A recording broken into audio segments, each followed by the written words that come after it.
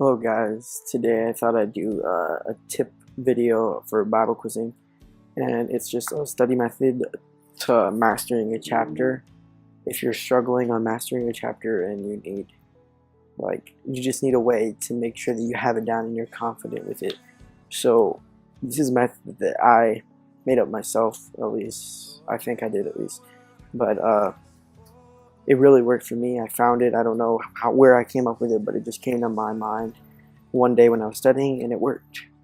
So, and yeah, I put in chapter 8 in order on purpose to do this tip video.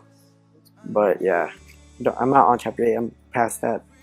I'm actually on 16 right now. But anyway, let's get to the point. So what you do first is this. Depending on how long the chapter is, that can depend on how you use this. So if it's like a more longer chapter that has maybe something 20 something verses in it, then you can divide that into 10 each. But first, what I do is I review the chapter in order two times, and usually after about the second time I know like the verses well in order. Then what I do is I would split it in half, and then I can just do like the first 10. If there's 20 some in it, you can just like to do the first 10 to 15 and review that twice in order, and then you do it then I review that twice out of order.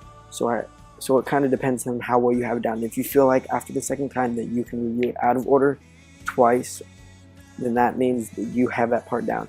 Then what you do, you go to the second half, you review that in order, and so then you do that twice, and then you do the same thing and you review that order out of order. And then once you have that down, then you put it together out of order, and then you review that one time. And then when you feel like that is down, then it should stay in your mind. Now if it doesn't, you just need to keep on reviewing it in that way, or it should be in your mind. I have no doubt in my mind right now that whoever you are out there, I do believe that if you do this method, that it will work if you are concentrated. Now if you're goofing off on your phone, keep on looking back on your phone and studying and not concentrating, then the verses will not stick in your head. And so this worked for me, and I hope it works for all you quizzers, new quizzers. Be encouraged, don't give up, and keep on doing Bible quizzing, because it's one of the best ministries, I believe, for young people these days to have the Word of God hid in their hearts. Because in today's generation, all of this is about electronics and sports and stuff, but when I see young people that take the time to memorize and study the Word of God, that's a very powerful thing, and it's just awesome. So yeah, so for example, I'm just going to do this kind of, but not the full message.